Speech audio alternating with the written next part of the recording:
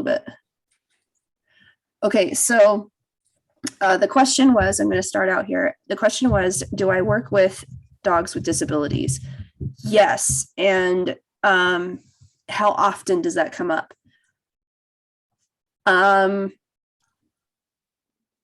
That's a good question. I would say that it comes up far too often for my liking.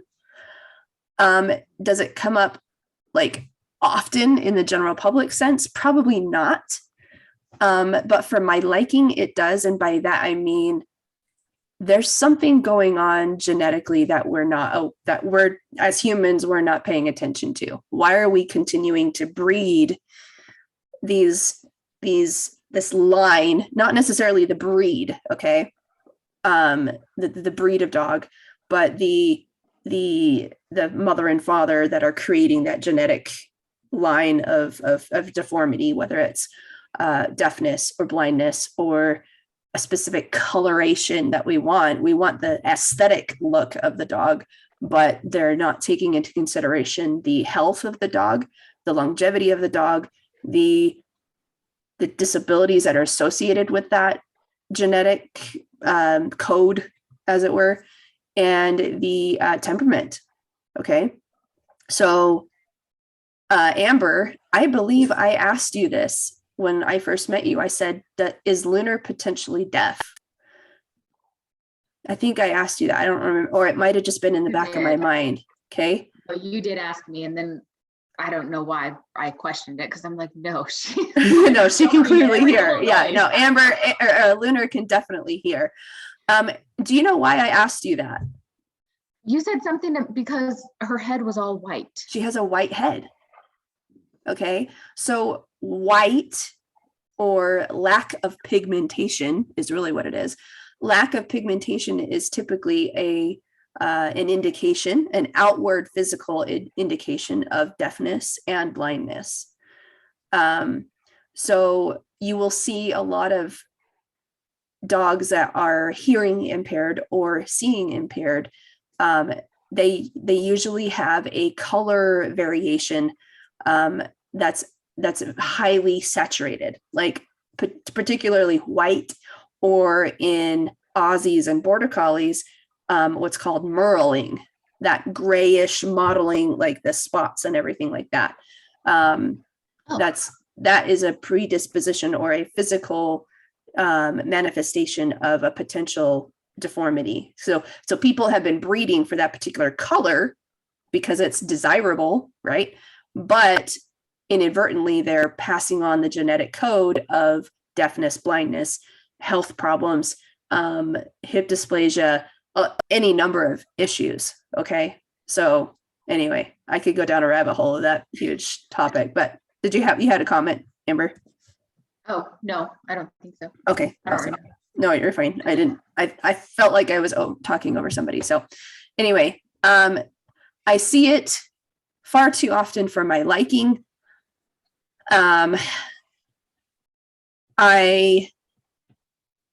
With last year, I trained a pair of French bulldogs, one of which was deaf.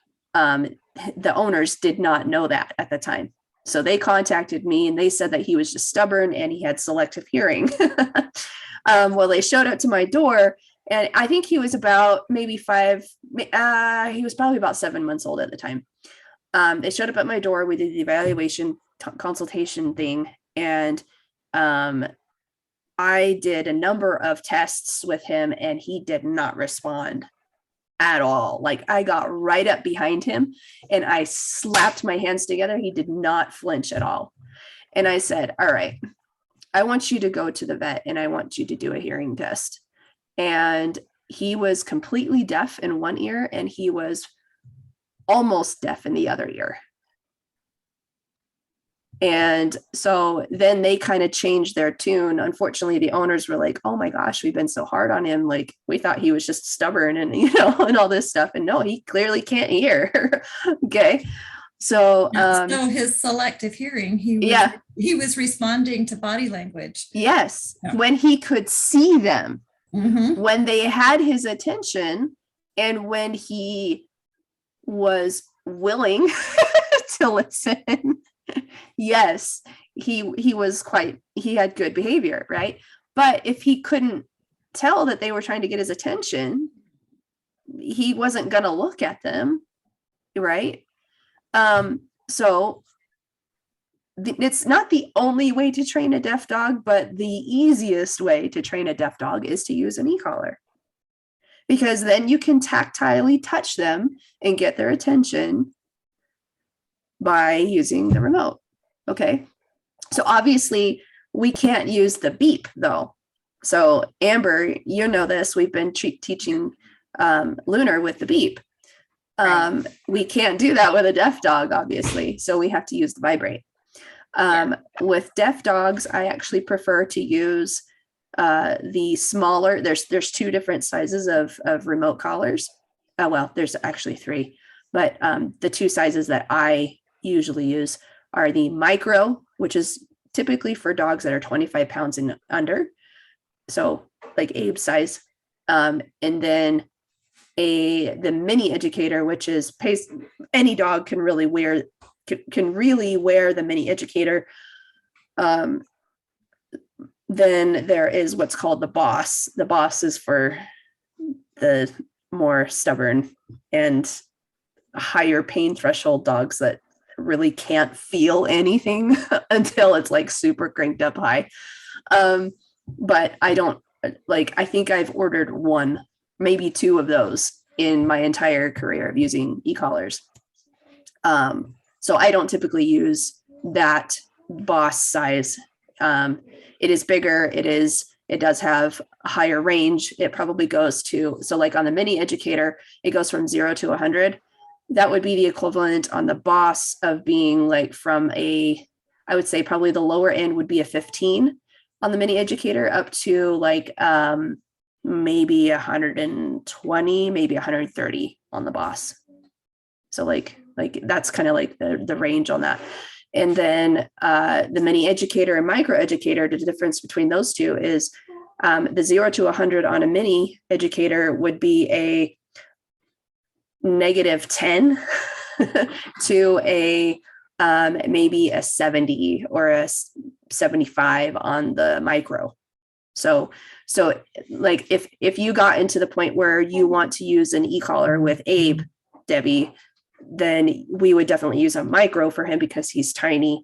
And I doubt with his temperament and with his just me knowing him, I doubt he would need anything higher than that.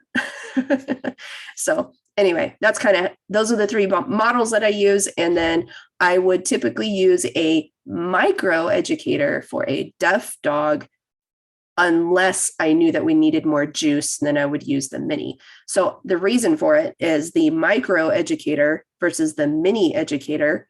The micro has a less intense vibrate. So if you pick up your phone and you feel your phone vibrating, that's the typical sensation, like the zzz, that's probably the typical intensity that we would feel on the mini Educator. The micro Educator is probably, in my estimation, like how I'm feeling it, it's probably half of what that is on the mini Educator. So think of your cell phone vibrating. That's like literally half of that intensity on the micro. So the reason why I like to use the micro for deaf dogs is it's quite interesting, but a lot of dogs are scared of the vibrate more than they are of the stimulation or the shock, if you were. Okay. So the reason for that is because the vibrate does not have an intensity dial. You can't dial it down or dial it up. Okay. It has one level, and the stimulation or the shock buttons do have that intensity dial. You can dial it down, dial it up. Okay. So you can find a level that the dog is comfortable with. Yes. Even a shock. You're like, well, they're feeling this thing. Like, no, it's not like sticking your finger in the light socket. It's different. It's a lot less intense. Amber's felt it. So You can definitely dial it up to where it's way uncomfortable and definitely not appealing, right? But when we're actually training a dog, when we're teaching them something new, especially when we want them to come to us, we're going to use lower levels. As far as getting their attention, though, you need to match their intensity. Okay, so anyway, I'm digressing. With the micro educator, I want to use the lower intensity vibration as much as possible. So that's why I typically use for deaf dogs the micro as opposed to the mini, just because it has that almost half intensity of the mini. That way I'm not scaring the dog to begin with. I just want the dog to get its attention, right? I want the dog to understand when it feels that vibrate, that little vibrate of the micro collar, to be like, oh, yes, what are you calling me? Hello? That's literally the response I want from the dog. I don't want the dog jumping out of its skin and freaking out. Okay. All right. But yeah, the best way, easiest way, quickest way to train a deaf dog is using a remote activated collar, because otherwise the dog would have to live on a leash its entire life, right? Inside as well as outside. There's just no other way unless you train it to understand that when the lights flicker, kind of like a deaf person, right? The doorbell rings and the lights flicker on and off. That's just a lot more intensity, a lot more work to train an animal to understand that when the lights flicker on, that means mom's talking to you. Okay. Trying to make that distinction is a lot trickier, a lot more work, and a lot more time for the dog to understand that. And then you also still have that consequence of the dog not even caring to look, okay. Like, whatever, I don't care. I'm busy sniffing over here. I'm busy eating. I'm busy chewing up mom's furniture, whatever. I'm busy running down the street, So you want to be able to communicate with your deaf dog. Blind dogs, I did get an inquiry recently within the last month of somebody who had a mini Aussie that was deaf and blind. I graciously backed down and said, I'm sorry, I cannot help you, because your dog is basically Helen Keller. If there is a trainer out there who can teach their dog sign language on the palm, let me know. I don't know. At that point, there's really nothing that I could do. Me personally, I don't have the skill set. I don't have the knowledge in order to handle that type of situation, and this dog, a mini Aussie, was a Merle and had a lot of white. So please, and this is not to you guys, I know that you're not into this, but from a professional dog trainer's perspective, breeders, stop breeding for look. Stop breeding for color. You are creating animals that do not function properly and have disabilities, and then consequently have problems that are not conducive to living in a domesticated life, and that dog will probably end up being euthanized. So for this particular person, the suggestion that I gave to them was they need to find a solid, well-tempered, older dog that this puppy, I think this puppy was around 4 to 5 months old, that this puppy, this deaf and blind puppy, could literally be attached to this dog 24/7, or at least in the time that it's out of a crate. Okay. It needs to be attached to a guide dog or animal of some kind. Otherwise, it has no life. It would be like Annie Sullivan for Helen Keller. Exactly. Yeah. They needs an Annie Sullivan. Absolutely. Helen, she was never able to live on her own. Right? She has to have somebody there all the time. This is a puppy that will never be able to be, it would be kenneled, it would be crated the majority of its time unless its owner could be there all the time, tethered to a leash the entire time. This dog would never know what it meant to go and run and enjoy life and have fun. It's sad. It's sad. All because breeders, or because not just the breeder, okay, I understand. But there's a market for it. The people in general, people think, oh, that's such a cool looking dog. I want that color, you know, or that size or whatever. And like all these oodles of doodles that I'm getting right now, they're super teeny little itty things. And then there's like super ginormous out of a barn type horse-sized dogs. I'm like, okay, guys, this has got to stop. You're breeding for money. You're not breeding for the well-being of the actual animal. It's ridiculous. And I'm going to go off on that. Okay, we're done. Let's talk about socialization. All right. I mean, but thank you for addressing that and answering my questions, because since I work with children who are deafblind. So that when you mentioned, deaf dog, I just wondered how often because deafblind, I mean, as far as I've gotten people, deafblindness is the lowest of low incidence disabilities. I've gotten 3 inquiries in the last 3 months. That's much more than I would have expected. Last year, I got 2 or 3 the entire year. So like I mentioned, it's happening a lot more often than what I am comfortable with.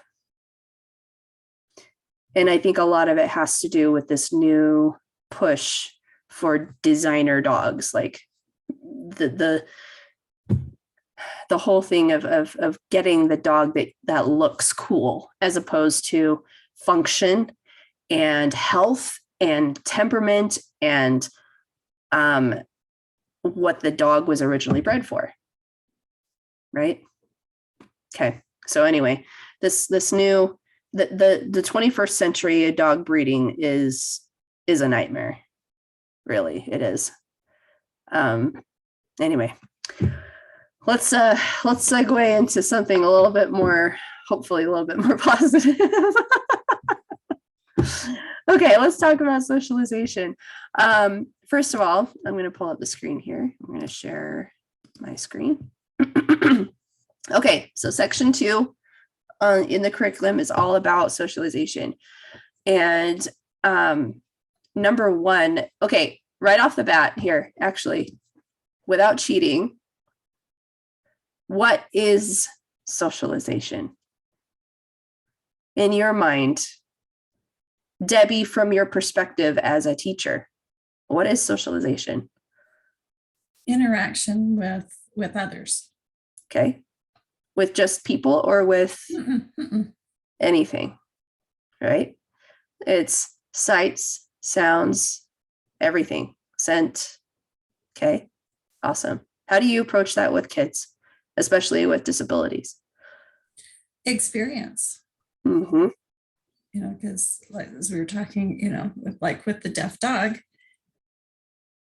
we have to give them other types of experiences to be able to understand what they're missing with that hearing loss. Now, Debbie, do you take your child that has a disability and you throw them into a park situation and let all the neighborhood kids harass them? It kind of has to be a little bits at a time. Oh, okay. Okay. So and maybe starting with things they're familiar with and slowly other things. There you go. So maybe taking your brand new puppy to the dog park is probably not a good idea. That's not socialization. No, that's terror. Yeah, exactly. And then I get a call later, a few months later, that this puppy is terrified and biting and attacking other dogs. Okay. Okay. Thank you. That was good. Because I love getting your perspective from the human side. Okay. So consequently, yeah, I discourage dog parks in general. Okay. But especially for the cop out of socialization. Okay. If you think that you can just take your dog to the dog park or your brand new puppy to the dog park to get socialization, no, that's not healthy. Okay. An alternate, like basically what you said, Debbie, is to set up a situation where maybe this is a dog that they know, or you know that this dog is super awesome, an older dog, and then you're going to introduce them in a slow, easy, familiar type of a situation so that it's one-on-one, as opposed to let's flood this puppy with a bunch of dogs that are ill-behaved and who knows where they're coming from and carrying different diseases and whatnot. Okay. And bad behavior, teaching this puppy brand new bad behavior. Okay. Now I want to back up a little bit though. This is super important when it comes to socialization. Dogs are just like people. My guess, those who are on this call today, the majority of us, and myself included, if you would believe this or not, are introverts. Okay. Can we be extroverted when necessary? Yes. I have, out of necessity and because of my profession, I have had to become extroverted or act in an extroverted manner, right? But that is not who I am inside. Okay. I am very much a quiet person. I would much rather sit in the background and listen to a conversation. I love watching people. I love analyzing. I love sitting back and just listening to the different conversations going on, especially at like Eric's family. Eric has 9 siblings, 7 of which are married. And there are over 30 grandchildren now, over 30 nieces and nephews. Okay. That's not including my 2. There's still over 30 if you take my 2 away. So when we get together for family dinner, there are more than 50 people there. And it is super overstimulating and overwhelming for me. I can last about 10 to 15 minutes now. Like I've worked that far up in the 13 years that we've been married. Okay. So I can last about 10 to 15 minutes of constant chatter, movement, like all of the senses, right? All of the senses are overwhelmed. And so I go and get my plate of food. I sit down at the table, I scarf it down, and then I leave. I go and hide. I go to a quiet part of the house and I sit down and I might find 1 or 2 people to chat to. Right. Or better yet, I find a book and I just, or my phone and put my earbuds in and just be quiet. Okay. So when it comes to our dogs, we need to understand who they are as well before we socialize them, before we put them into a socialization situation. So understand where they're coming from. Are they an introvert or are they an extrovert? Amber, question. You have now 2 dogs. Which do you think is an introvert and which do you think is an extrovert? Or are they both introverts and both extroverts? No, Lunar's an introvert for sure. For sure. No, I think she's probably an extrovert. She's just super excited, runs up to everything, everyone. Mhm. So there you go. So you might, with Stella, be able to take her to the dog park. She might be a dog park dog. Right? But that doesn't mean I would just take her to the dog park to socialize her. Right. Yeah. I would go to the dog park very strategically. Like I would analyze who's in the park, what type of dogs are in the park, what type of owners are in the park. Are the owners actively participating with their dog, or are they sitting back on their phone or busy in a conversation with another owner and not even paying attention? Go ahead, Debbie. So I would analyze before you go into the dog park, what am I potentially putting my puppy into? Right. And I would make sure that you're socializing her, you're putting her into a social situation with dogs of similar age, of similar size, and of similar energy level, temperament. So are there other extroverts out there that she wants to play with? Or is there a mixture of introverts and extroverts? Are there dogs that are hiding in the corners or underneath the benches, you know?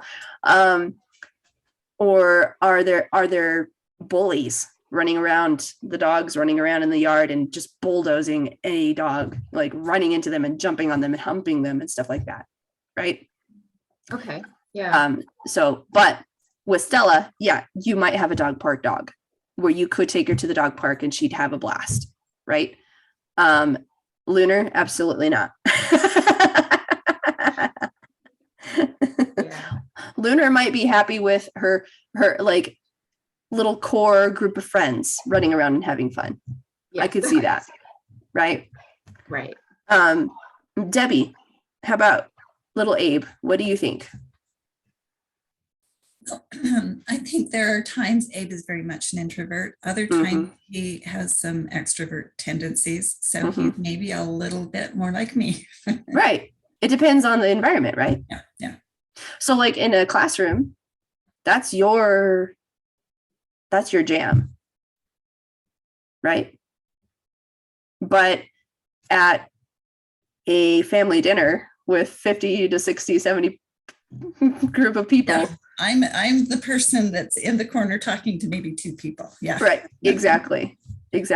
Where my husband, Eric, he's in the middle of it. That is where when we go to family dinner, his battery power goes and mine goes. That's the difference between an introvert and an extrovert right there. Right. So I need quiet, calm, no running around, no stimulation type stuff in order for my battery to go right. Eric needs the opposite. If he is, if it's too quiet or if it's too boring, he goes.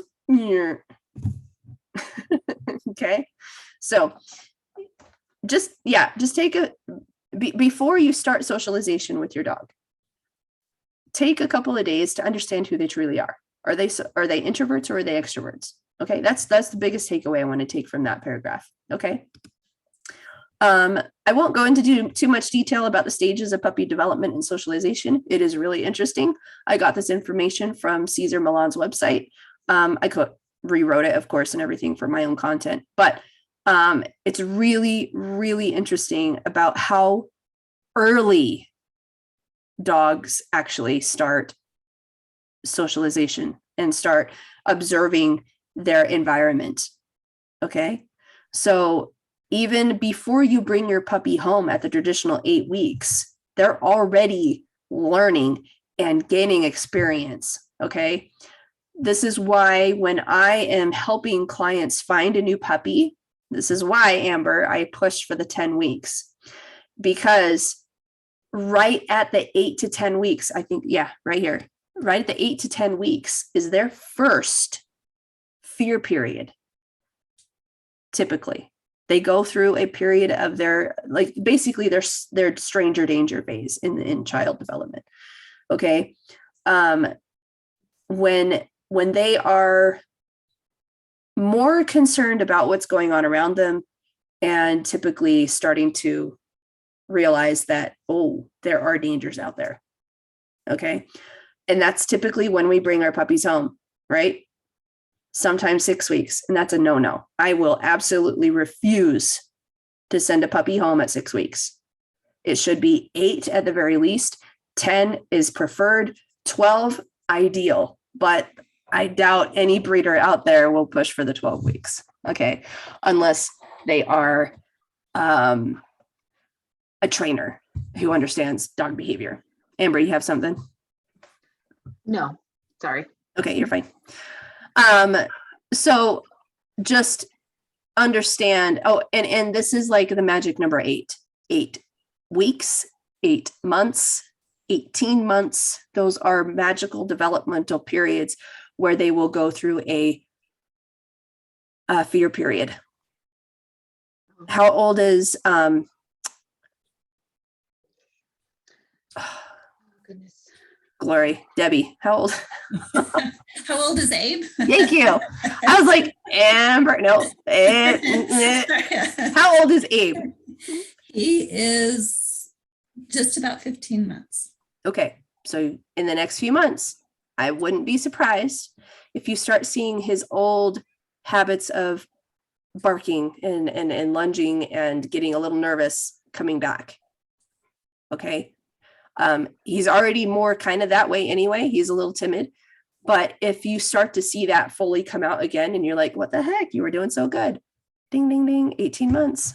Well, he's already, just in the last few weeks, he started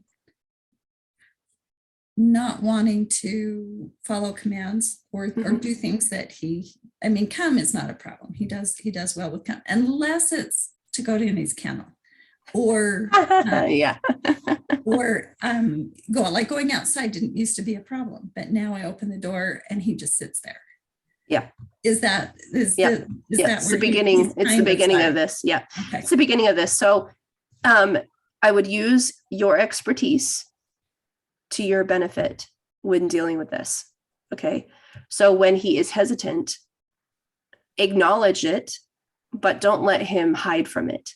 You need to help him get through it. You need to help him. We're going to talk a little bit about fear and overcoming fear and stuff like that with socialization, because that's what socialization is for. Socialization is for teaching proper etiquette and proper social skills and overcoming fears and stuff like that. So using your expertise as a special ed teacher, acknowledging that he is going through this fear period, but don't let that create a barrier for him to overcome, and to go outside and to listen when you need him to listen. But just acknowledging that it's there and say, okay, this is a phase, it will go away if you do the steps to eradicate it. Okay. If you do the steps to keep it there, it will certainly exacerbate and become a problem. Okay. All right. Amber, how old is Stella now? She is 11 weeks. Okay. So you just barely came out of a fear period. You're going to see her start to blossom, and you're going to start seeing her wanting to be more active and more involved in exploring her world. This is the ideal time right now to getting her, think of her like at the elementary school age. Okay. She needs to get out and have influence from other peers. Okay. So now that she is old enough, in my opinion, she can start coming to pack walk. Okay. You can trade off as to who you want to bring, unless you have one of your kids or Skylar, if he wants to come. That way you have one person per dog. Okay. she needs to start learning, Stella needs to start learning that order of submission and dominance and who's in charge. So you mentioned at the very beginning when we got on that Lunar's teasing her and doing all these things. That is Lunar teaching her. Oh, Okay. I thought she was just being mean. in a human perspective, it can be perceived as mean, right? Teasing, but teasing is also a form of instruction. Oh. Right? Okay. Yeah. It depends on how it's used. Like teasing can be perceived as bullying, but it can also be seen as a teaching tool. Okay. All right. So obviously, don't let Lunar be a jerk to her and push her around and steal things from her all the time, right? But she's basically teaching Stella the pecking order in the home. Okay. So that's a good thing. We'll get into the whole aspect of what looks like rough play in just a minute. Okay. So I know that was a question for you. Okay. I won't go into detail too much about this either. But for me, I am an advocate for socialization. I am also an advocate for vaccination, but doing it responsibly. Vaccinations do not trump socialization, in my opinion. Your puppies, your young puppies still need socialization regardless of whether they've finished their vaccinations or not. Okay. Do not wait to socialize your puppy until after they're fully vaccinated. Okay. If they have been receiving their shots on a regular schedule, and if they were breastfed and mother dog was fully vaccinated, they have all of the antibodies that they need. They're fine. You can take them out, you can socialize them without worrying about them picking up a nasty disease. Okay. You do not have to wait until they're fully vaccinated to start socialization. Do it now. Socialize them now. Okay. So I'll leave it at that. For those who are more interested in that, just click on the link and read the American Veterinary Society's statement on socialization. Okay. Section 2, I need to move along here. How to socialize your dog. This is a really important one, especially for you right now, Amber, as you're going to start socializing Stella.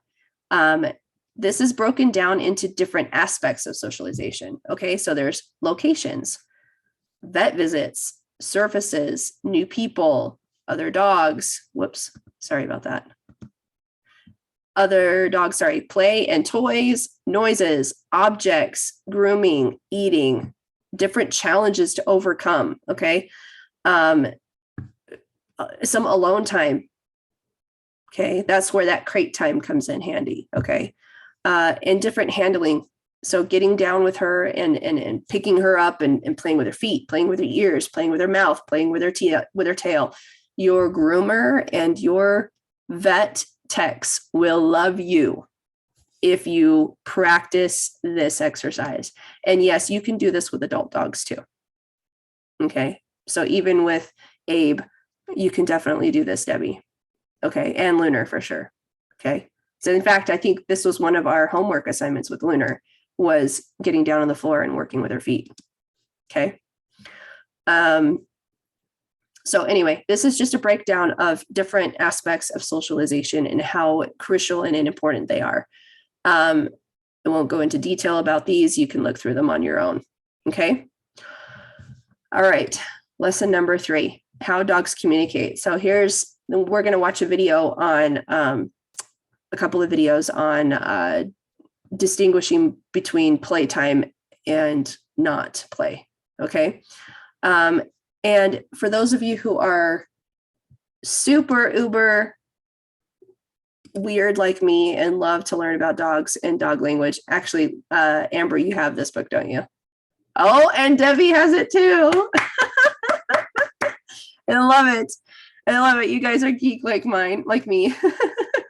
Okay, this is a super beneficial book broken down in photographs. It is full of pictures on different dog body language things. So anyway, I love that book. Okay, so we're going to watch a couple of videos. Okay. I'm going to play this video and I'm going to leave it muted. I want you guys to decide who's the introverts and who are the extroverts. Okay.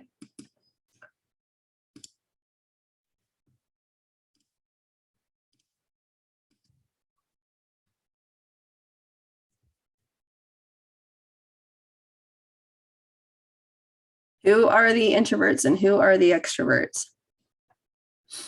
When you're ready to answer, you can unmute. Well, I think that the dogs that were laying by you were just better observing. They didn't want to go in and interact with the other dogs playing like those ones out there. Yeah. Who are the true extroverts here? Who are the ones that are really like having fun? Let me see if I can, I'm going to back it up a little bit.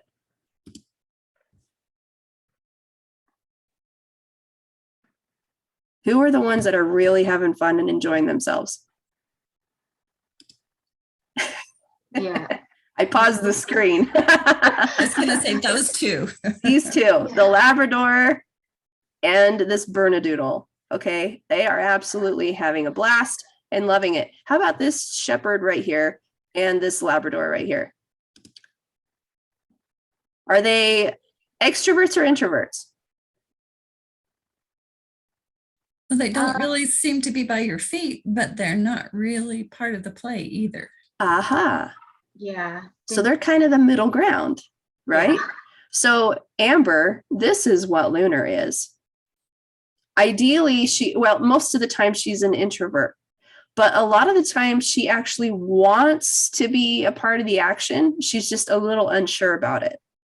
Okay. Yeah. See, does that help understand? Okay. Yeah. So just to give you some context, this shepherd right here, this long-haired, long-coated shepherd, he is what I would call a fun police. Oh. He does like to be, he's not an introvert. He doesn't just sit on the sidelines. Like, he wants to be involved, but he involves himself in not a good way. He thinks that he's in charge and he's going to. So if you notice his behavior as the others are running around, watch him. He's watching them from the sidelines and he keeps monitoring their behavior. Okay. Yeah, that seems like something Lunar would do. Yes. And then she would interject herself somewhere. So the only reason why he's not getting involved is because I have already been working with him and training him that that's not acceptable. Where prior to this, if I'd caught the video or if I got some before video, you would have seen him circling, being a shark. Yeah. Okay. Yep. So right there, I actually called his name right there. Did you see that? Did you notice that? Let me back that up a minute. So watch him. He's going towards them. And I say, Jax, come here. And see him. Did you see that subtle little movement? He's like, oh, darn it. I got caught. Okay, so now he put his head down before he turned around. Is that when he recognized, oh, I can't do what I want to do? So right here, that subtle little movement where he's like, his body posture and his head is forward and his ears are forward. And then he went, that was him acknowledging that I don't remember if I had an e-collar on him at that point.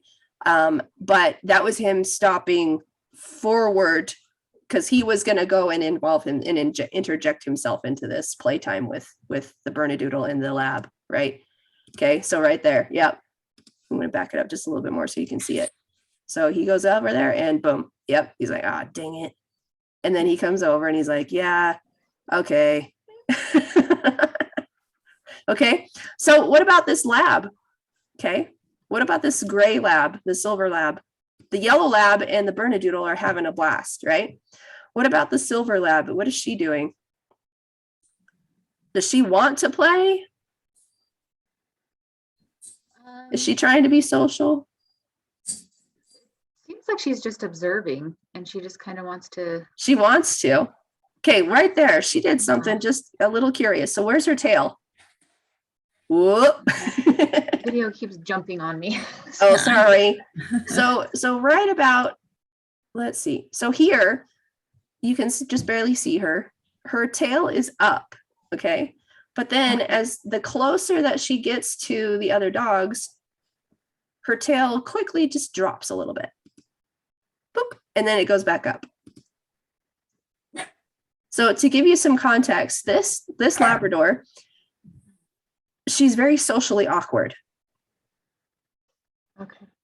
She doesn't know how to play.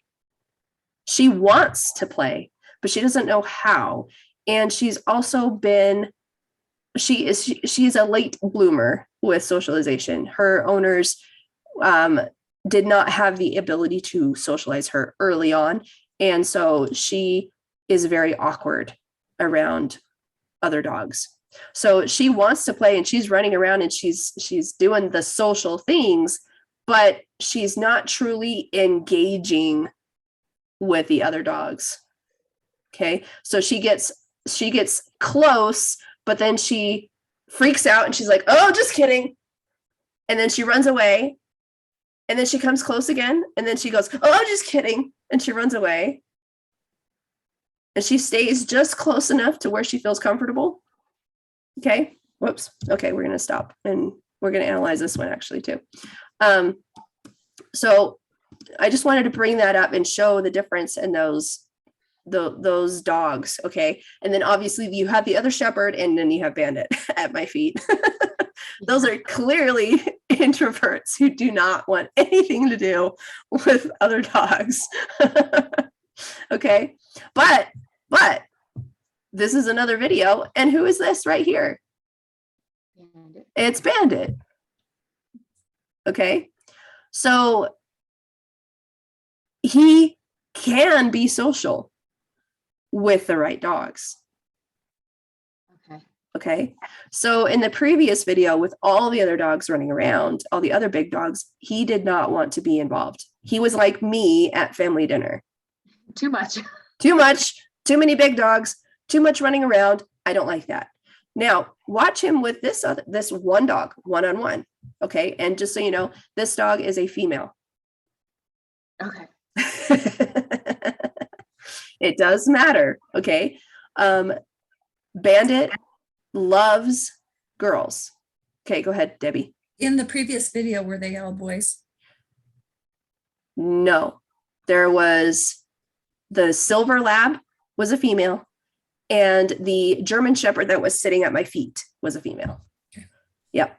So the silver lab and the one that was laying down were female. The rest of them were male. Bandit does not like male dogs. He will refuse to be near them. And if they come close to him, especially intact male dogs, so the ones that still have their testes, if they come towards him and get within touching distance, he will go after them. He does not like them. He says, back off, leave me alone. You smell too much like a male dog. He does not like male dogs. He will tolerate male dogs that are fixed if they keep their distance. He loves females and he does not like puppies, regardless of boy or girl. He does not like crazy energy. And part of that is his breed. Okay. He's a herding dog. He's a control freak. Okay. He does not like chaos and running around and stuff like that. So when you see the other dogs running around and having fun, he's often either at my feet or in the corner because he does not like the craziness. And I've taught him that he's not allowed to be the policeman to go and interject himself. Okay, so watch these guys for a minute and then we're going to probably wrap up. So this is a female dog. Yes, she's a pit bull mix. So she's got Boxer and Staffordshire Bull Terrier in her. She's an awesome dog. I love her. And she's got a kinky tail. Born that way. Came out of the womb that way. Anyway, so they are being really rough, right? Yeah. This is a rough and tumble play. Okay. But it's equal. Do you see that? When one dog is going after the other one comes back, and it's equal back and forth play. Okay.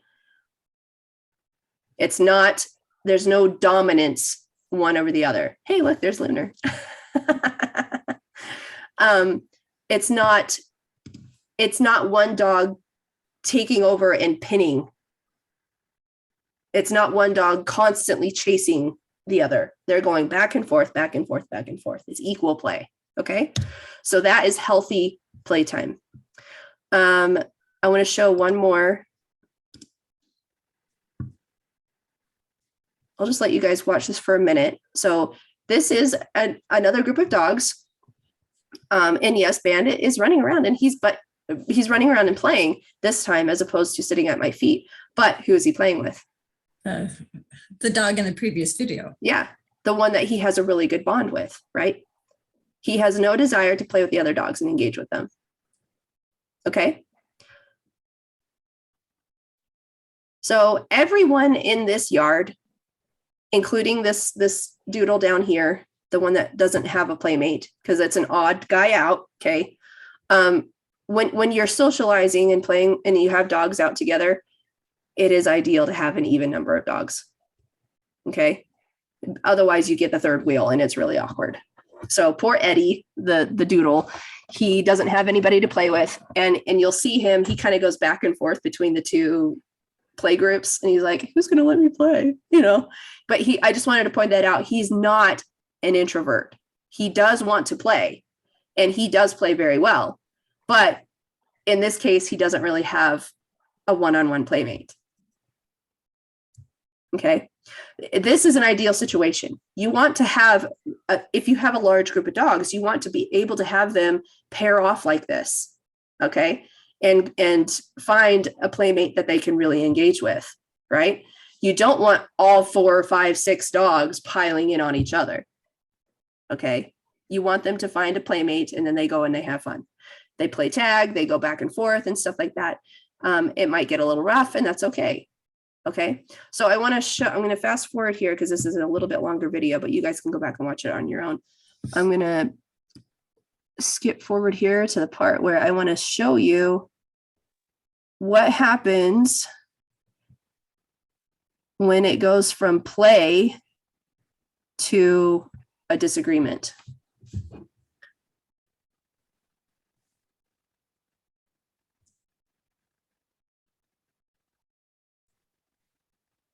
Did you see that?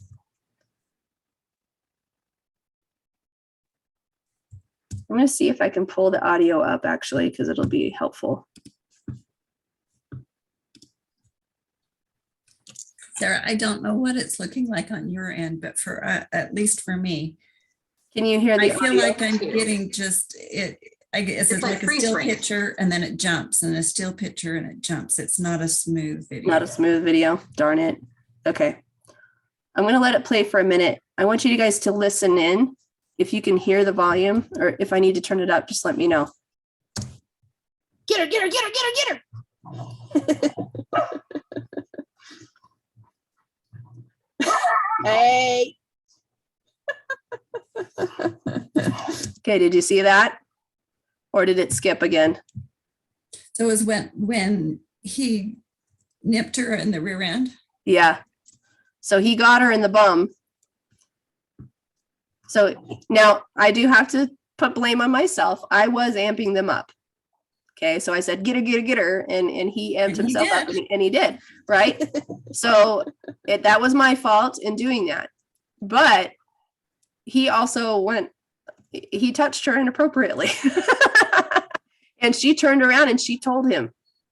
Okay. Now, the good thing about this situation is this is a disagreement. This is not a fight. Okay. This is her turning around and saying, hey, that was inappropriate. You don't do that. And then Bandit got a little offended, and that was him barking, that type stuff. That was Bandit. He was saying, wow, sorry, don't get offended, Okay. Hey. So she turned around and she snarled at him right there. I don't know if you can see that. And then he's like, oh crap. So she turns around and she gets after him because he grabs her in the butt. Okay.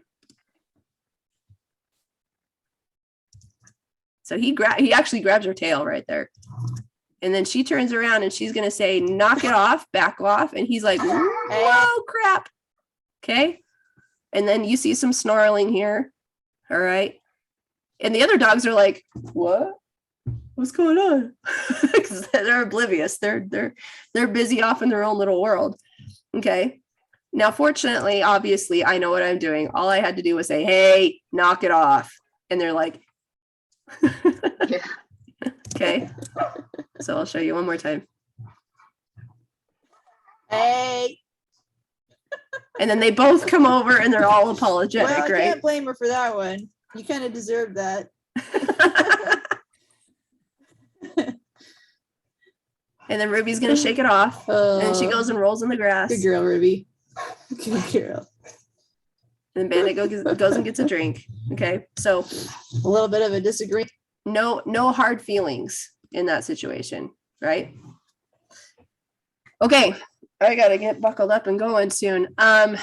Amber, I do have some homework for you. Adding a new dog to the pack. This is a good little article. This is section 2, lesson 4. Okay. This is, I mean, you've basically already been kind of doing this, but then work on a couple of things with them learning how to coexist with each other. Okay. So working with Stella and with Lunar, going and working together as a new pack. Okay. The most important thing though is just take your time. Take your time, let them get used to each other, playing, eating, walking together. Walking together as a pack is crucial. Okay. That's why doing pack walks is so important in helping dogs who are not socialized or not friendly with other dogs. Doing pack walks is so important because walking together as a unit creates cohesion, even with dogs who are complete strangers. Okay. So going for walks together with your dogs at home is super beneficial. And by walks, I mean the structured walk, not the drag you around and sniff and pee on everything walk. Okay. How do I get Stella to walk like that? Lots of practice. So work with her one-on-one. You take her outside. You work on her walking next to you down your sidewalk, down your driveway first. Okay. Yes, you can use a prong collar with her at this age, just so you know. And I would recommend a prong collar for her in particular. I wouldn't do the transitional leash with her. Okay. So I'll next time we see you or whatever, or if you want to actually meet me in Saratoga Springs today, I'll bring a prong collar. Oh, okay. I don't know if you have availability around noon. Yeah. Sweet. I don't know. Okay. We can plan on that. I'll bring an extra prong collar and you can start working with that. But basically, when you head out your door, if she's already forging ahead and pulling, just stop. You don't go anywhere until she is right next to you. And then you do that whole exercise that you were working with Lunar, but do it one-on-one as opposed to trying to walk her with Lunar to begin with. Okay. That makes sense? Yes. Okay. All right. Any questions, ladies? Sorry, I kind of like went off on a huge tangent and then took most of the time. Well, you need to go. So I do. I I do will- have some questions, but I'll save them for another time. And Okay, so- sounds good. Feel free to share your questions in the comment section of the online curriculum there if you want to, or on the stream, the announcement thing, whatever. I don't really care. Well, one question, and maybe you have some videos. Sure. When you have a little dog and a bigger and a big dog, do you and that play together? Do you have some videos on, or some suggestions or That is a places good for me to go? question. That is a good question. I will have to look. But I'm absolutely sure that I have a ton of videos of Bandit and Chico. So if you just go to my YouTube channel, I don't have any particular video that comes to my mind at the moment, but I guarantee you I have some videos on Bandit and Chico roughhousing. And that is I mean, obviously Bandit's only 40 pounds. He's not a big dog, but he's bigger than Chico is.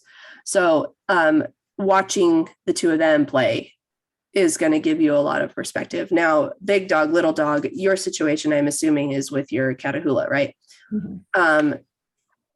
The biggest thing that you want to take away from their play is it still that equal play? Okay. Is the Catahoula still giving Abe opportunities to come back and chase her and get her? Or is she constantly this? Right? Because a lot of bigger dogs will take advantage of that. And we kind of have a little bit of both. I mean, sometimes they play really well together. Other times, not so much. Right. And so then you just have to say, okay, are you uncomfortable with the way that they're playing? Then just go ahead and step in and say, hey, enough, go lay down. Right? If you have in your gut feeling that you're not comfortable with it, even if I were to say that's fine, I would still say, all right, you know what? I'm uncomfortable with it because I don't know. Right? You're not sure what to expect and how to control that situation. So then I would just say, all right, before it gets even bigger and more escalating, I'm going to step in and just say, all right, guys, thank you. Go lay down. But don't panic. That's the worst thing that you can do. Even in a dog fight, like a legit fight, do not panic. Don't raise your voice. Don't scream. Don't freak out, because you're going to create more of a frenzy. Think of like sharks going in and during a feeding frenzy. Don't do that. Okay. You have to be, hopefully you'll never be in this situation, but you have to be extremely calm and confident, even when you don't feel so. When I feel like they're, she's being more dominant than I think that I'm comfortable with, or I feel like they're not getting along so well. Or sometimes they're just running in the house, and I didn't let my kids run in the house. No running in the house. No grandkids run in the house. So I just open the door I just open the door and send them outside. And if it's cold, they just sit there at the door and like. But there are times that, especially if she lays down and that kind of mouth play. And I like the little wah, wah, wah, wah, wah. Yeah. That's perfectly fine. That's fun. I enjoy that. Yeah. If they're laying down and they're doing the mouth thing and stuff like she's that. Jumping all over. I know he probably would. Yeah, that's fine. You definitely don't want to, if they get into a situation where the bigger dog, especially the bigger dog, has pinned the little dog down or is actively chasing the other one, and the other one's trying to get away, not just playing like catch me if you can type stuff, but actually trying to get away. Or if the other dog pins the little dog, the big dog pins the little dog or puts it into a corner or something like that. That's definitely when you need to step in and say, hey, go lay down type of situation. Okay. Does that help? Yeah. Well, he's learned where he can go hide. Oh yeah. He has his escape routes. That's perfectly good. Yeah. But thank you. I appreciate that. Yeah, you're welcome. Okay. Amber, I will see you in a few hours. And Debbie, I hope you have a great day. And I'll see you guys next week for pack walk. Oh, awesome. Yeah. That'd be great. Yeah. So hopefully So, the weather will be Am nice. I good to bring Stella then next week? Yeah, or you should can I bring wait? her next week. You can bring Okay. both of them if you have 2 people. Okay. Okay. Perfect. Sound good? All right. Yeah. Thanks, ladies. Thanks. Thank you. Bye-bye. Bye.